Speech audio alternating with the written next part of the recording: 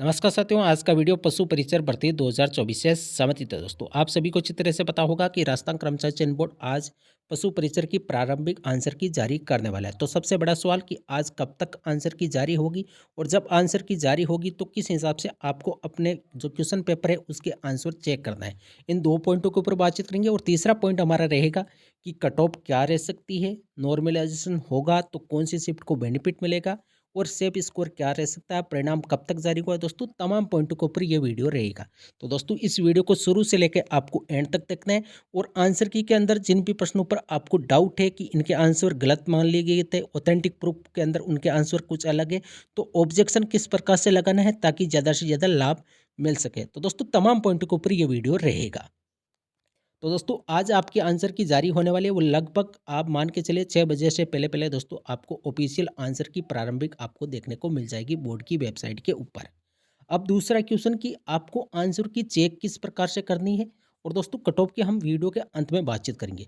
पहले बातचीत करते हैं कि किस प्रकार से आपको आंसर चेक करना है। तो दोस्तों, मास्टर पेपर के अनुसार आपको अपने आंसर चेक करना है। विशेष रूप से ध्यान रखना, कई बार अभ्यर्थी गलती कर बैठते हैं कि अपना जो पेपर है उसके आंसर और जो आंसर की जारी हुई है उसके अंदर ए ऑप्शन के अंदर यदि ए दिया गया है, एक मान लीजिए आपकी जो ऑफिशियल आंसर की जारी होगी उसके अंदर जो क्वेश्चन नंबर 1 है उसका आंसर यदि ए दिया गया तो क्या करते हैं अभ्यर्थी कि अपने पेपर के अंदर पहले क्वेश्चन का ए आंसर मान लेते हैं। दोस्तों, इस प्रकार से आपको मिलान नहीं करना है।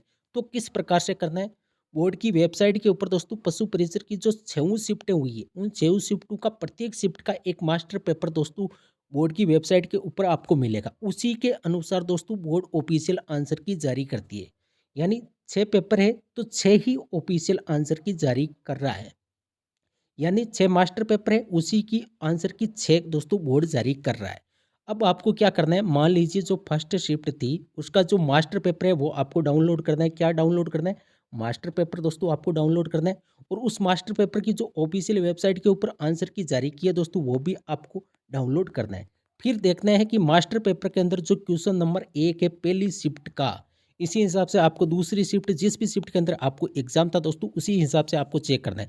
मान लीजिए पहली शिफ्ट के अंदर जो मास्टर पेपर आपने डाउनलोड किया उसका क्वेश्चन नंबर 1, फिर आपको देखना है कि जो मास्टर पेपर के अंदर 1 नंबर क्वेश्चन है वो आपकी पेपर के अंदर कौन-सा क्वेश्चन नंबर है। मान लीजिए जो मास्टर पेपर है उसका 1 नंबर क्वेश्चन आपका 8 नंबर क्वेश्चन है पेपर के अंदर। तो फिर आंसर की के अंदर आपको देखना है कि इस 1 नंबर क्वेश्चन का मास्टर पेपर के जो आंसर की जारी की है उसमें मान लीजिए 1 नंबर क्वेश्चन का ए राइट है तो आपको अपने पेपर के 8 नंबर क्वेश्चन का दोस्तों ए राइट आंसर मानना है। समझ गए होंगे मेरे हिसाब से। एक बार आप इस वीडियो को वापस देख लेना, आपको अच्छी तरह से समझ में आ जाएगा। यानी कि मास्टर पेपर के अनुसार ही आंसर की है और फिर आपको देखना है मास्टर पेपर के हिसाब से कि मास्टर पेपर के अंदर जो क्वेश्चन क्रमांक है वो आपके पेपर का कौन से क्वेश्चन क्रमांक है। यानी आप सभी को अच्छी तरह से पता होगा कि मास्टर पेपर तो एक ही बोर्ड जारी करेगा, लेकिन शिफ्ट के अंदर जो आपकी सीरीज थी पेपर की अलग अलग शिफ्टों के अंदर वो दोस्तों अलग अलग थी। मान लीजिए पहली शिफ्ट के अंदर 8-10 प्रकार का या 4 से 5 प्रकार की दोस्तों आपकी सीरीज आती रहती है पेपर की। तो बोर्ड क्या करता है कि जो 4-5 सीरीजें हैं पेपर की उनका एक मास्टर पेपर दोस्तों डाउनलोड करवाता है स्टूडेंट से और उसी हिसाब से दोस्तों आंसर की जारी करता है। तो मास्टर पेपर के अनुसार दोस्तों आपको आंसर चेक करना है। विशेष रूप से ध्यान रखना, कई बार अभ्यर्थी क्या करते हैं कि जो आंसर की आई उसको डायरेक्ट अपने 1 नंबर क्वेश्चन से पेपर के हिसाब से दोस्तों मैचिंग कर लेते हैं और विद्यार्थी को लगता है कि इतने कंटिन्यू हमारे आंसर गलत हो गए तो हम तो फेल हो गए। दोस्तों, इस हिसाब से आपको चेक नहीं करना है। और ऑब्जेक्शन प्रूफ के लिए विशेष रूप से ध्यान रखना, जिन भी प्रश्नों पर आपको डाउट है दोस्तों वो आप कमेंट बॉक्स के अंदर मुझे अवश्य लिखिएगा। दूसरी बात, आपके जितने भी ऑथेंटिक प्रूफ एनसीईआरटी हो या आरबीएससी की बुक हो या जो भी ऑथेंटिक प्रूफ है दोस्तों जितने भी क्वेश्चनों के वो मैं आपको उपलब्ध करवाने की पूरी कोशिश करूंगा। तो दोस्तों आपको कुछ भी नहीं करना है, इस वीडियो के डिस्क्रिप्शन के अंदर और कमेंट बॉक्स के अंदर दोस्तों मैं मेरे टेलीग्राम ग्रुप का जो लर्न विथ टीसी नाम का है, आप टेलीग्राम के ऊपर सर्च भी कर सकते हैं। टेलीग्राम का नाम है लर्न विथ, जो चैनल का नाम है दोस्तों सेम टू सेम नाम है, उसी हिसाब से आप सर्च करके दोस्तों उसके अंदर जुड़ सकते हैं। जितने भी दोस्तों ऑथेंटिक प्रूफ मुझे मिलेंगे मैं आपको 2 से 3 दिन के भीतर सारे के सारे उपलब्ध करवाने की पूरी कोशिश करूंगा। अब बातचीत करते हैं कि कट ऑफ क्या रहेगी सेफ स्कोर की। पहले बातचीत करते हैं दोस्तों नॉर्मलाइजेशन के ऊपर। जाहिर सी बात है दोस्तों नॉर्मलाइजेशन इसके अंदर होगा। अब कितने नंबर का दोस्तों अंतर आएगा, कितने नंबर बढ़ेंगे, कितने नंबर कम होंगे, ये किसी को नहीं पता है। लेकिन जो पेपरों का लेवल था, जो प्रत्येक पेपर की शिफ्ट का दोस्तों लेवल था, उस हिसाब से दोस्तों पेपरों के अंदर अलग अलग प्रकार के दोस्तों लेवल डिफिकल्टी पूछा गया था। तो इस हिसाब से दोस्तों नॉर्मलाइजेशन तो होगा। और जब भी मल्टीपल शिफ्ट के अंदर एग्जाम होता है तो बोर्ड दोस्तों हमेशा नॉर्मलाइजेशन का फॉर्मूला अप्लाई करता है और इसके अंदर भी होगा। लेकिन मेन चीज़ ये है कि नॉर्मलाइजेशन के अंदर कितने क्वेश्चनों का दोस्तों फेरबदल होगा। तो यदि बातचीत की जाए, अब कौन सी शिफ्ट हार्ड थी, जो भी अभ्यर्थी ने जिस भी शिफ्ट के अंदर एग्जाम दिया उस सभी को यही लगता है कि मेरी शिफ्ट हार्ड थी। लेकिन दोस्तों जो मैंने यूट्यूब चैनल के ऊपर सर्वे लिया था उसमें साफ साफ मुझे जो पता चला उसी से मेरा ये पॉइंट ऑफ व्यू हो सकता है आपको सटीक लगे या ना लगे। मेरे हिसाब से जो दूसरी शिफ्ट थी यानी पहले दिन की जो सेकंड शिफ्ट थी वो मेरे हिसाब से दोस्तों सबसे हार्ड थी। फिर दोस्तों जब आपका परिणाम जारी होगा तभी पता लगने वाला है कि कौन सी शिफ्ट हार्ड थी, कौन सी शिफ्ट के नंबर बढ़े, कौन सी शिफ्ट के नंबर घटे। लेकिन ये मेरा ओपिनियन है, हो सकता है सटीक रहे या ना रहे, आपको भी लग सकता है कि कुछ शिफ्ट हार्ड थी और हो सकता है कि जो मैं बता रहा हूँ वो सही भी ना रहे, क्योंकि ये प्रिडिक्शन है, हो सकता है दोस्तों सटीक रहे या ना रहे। अब नॉर्मलाइजेशन से दोस्तों नंबर घटेंगे भी और बढ़ेंगे भी, आप सभी को अच्छी तरह से पता है। अब कितना अंतर आएगा यदि देखा जाए, पिछले जो सीईटी का एग्जाम था उसमें 1 से 2 नंबर या 3 नंबर मैक्सिमम मान लीजिए, इतना नंबर का दोस्तों कम या ज़्यादा हुए थे। यदि पटवारी एग्जाम की बातचीत किया जाए तो दोस्तों उसमें 8-8 10-10 नंबर भी कम हुए। और इसके साथ दोस्तों लैब असिस्टेंट की बातचीत करें, चाहे वन रक्षक की बातचीत करें, वहाँ पर भी दोस्तों 4 से 5 नंबर का दोस्तों आपको अंतर देखने को मिला अलग अलग शिफ्टों के अंदर।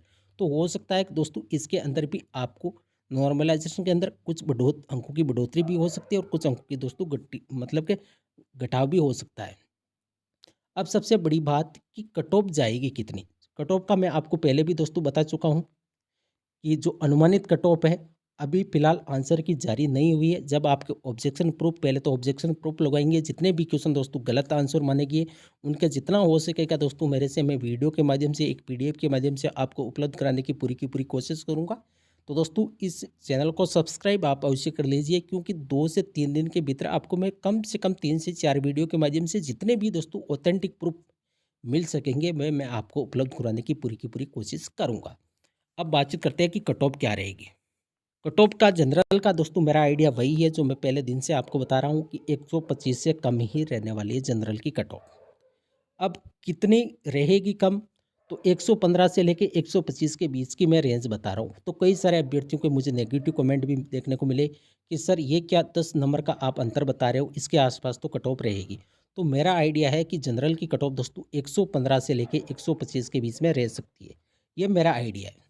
अब आपको सही लगे या ना लगे, और आपको ये भी हो सकता है कि कट ऑफ इतने के बीच में तो रहने वाली है, तो आप ये क्या कट ऑफ का प्रिडिक्शन करते हैं दोस्तों। मेरे हिसाब से अभी फिलहाल 115 से लेके 125 के बीच वाले सभी अभ्यर्थी सिलेक्शन की रेस में है। अभी तो लगभग सभी अभ्यर्थी सिलेक्शन की रेस में है जब तक आपका परिणाम जारी ना हो जाए। ओबीसी की वही बात है दोस्तों मेरी कि 110 से लेके 120 तक मानना पड़ेगा आपको। ओबीसी की 110 से लेके 120 के आसपास से रह सकती है।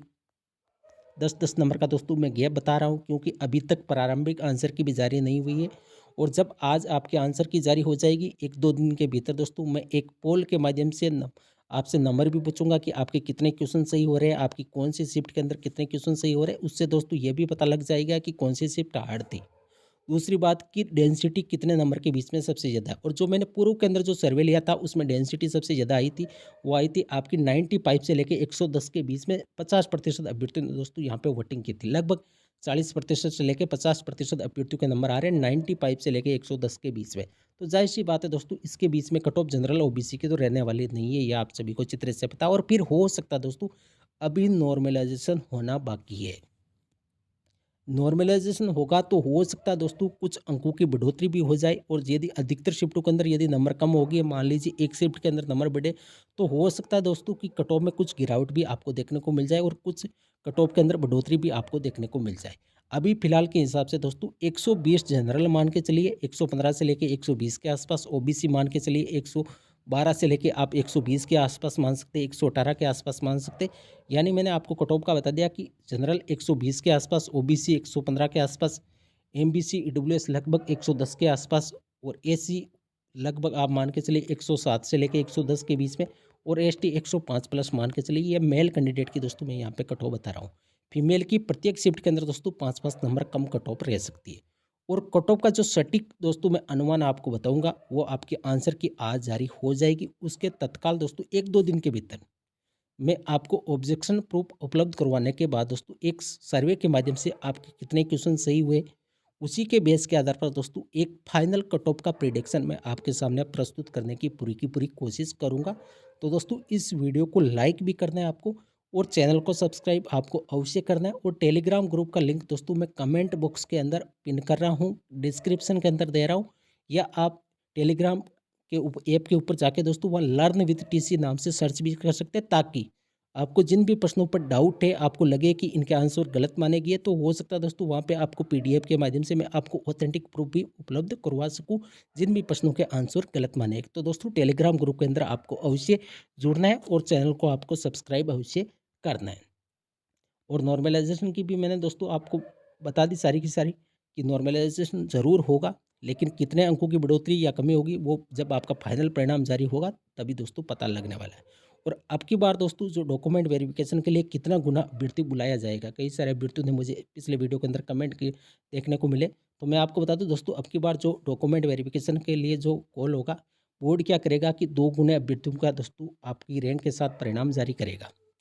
फिर दोस्तों पशुपालन विभाग अपने हिसाब से हो सकता है कि वो 1.5 गुना अभ्यर्थियों का डॉक्यूमेंट वेरिफिकेशन कराए, हो सकता है 1.3 गुना अभ्यर्थियों का, हो सकता है 1.2 गुना अभ्यर्थियों का दोस्तों डॉक्यूमेंट वेरिफिकेशन कराए। यानी वो रैंक के हिसाब से दोस्तों आपका डॉक्यूमेंट वेरिफिकेशन कराएगा। परिणाम कब तक आएगा आप सभी को अच्छी तरह से पता है कि मार्च के अंदर पूरी की पूरी पॉसिबिलिटी है, क्योंकि अप्रैल के फर्स्ट वीक का दोस्तों बोर्ड ने बोला है, तो मार्च के अंदर आपका परिणाम जारी होने की पूरी संभावना है। तो दोस्तों ये थी आज की वीडियो। यदि वीडियो पसंद आई तो वीडियो को लाइक करिए, चैनल को सब्सक्राइब अवश्य करिए। थैंक यू, धन्यवाद।